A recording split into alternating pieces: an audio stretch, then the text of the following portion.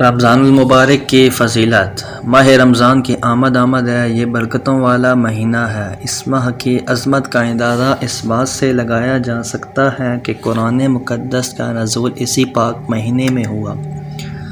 رمضان المبارک کی فضیلت اور اس کے تقاضے یہ ہے کہ اللہ تعالیٰ نے اس ماہ مبارک کی اپنی طرف خاص نسبت فرمائی ہے۔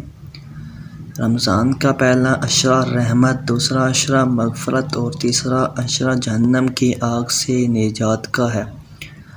رمضان کی اہمیت کے بارے میں اللہ تعالیٰ نے حضرت محمد مصطفیٰ صلی اللہ علیہ وآلہ وسلم سے ارشاد فرمایا، اگر مجھے آپ صلی اللہ علیہ وسلم کی امت کو جہنم میں ہی جلانا ہوتا تو رمضان کا مہینہ کبھی نہ آتا۔ جب رمضان المبارک کا چاند نظر آتا تو آپ صلی اللہ علیہ وسلم فرماتے تھے کہ یہ چاند خیر و برکت کا ہے۔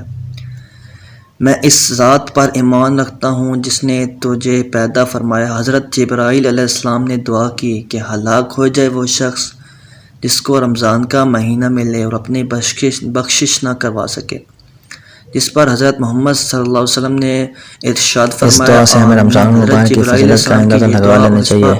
اگر آپ کو ہماری ویڈیو پسند آئی ہے تو ہمارے چینل کو سبسکرائب کریں اور ویڈیو کو زیادہ سے زیادہ شیئر کریں۔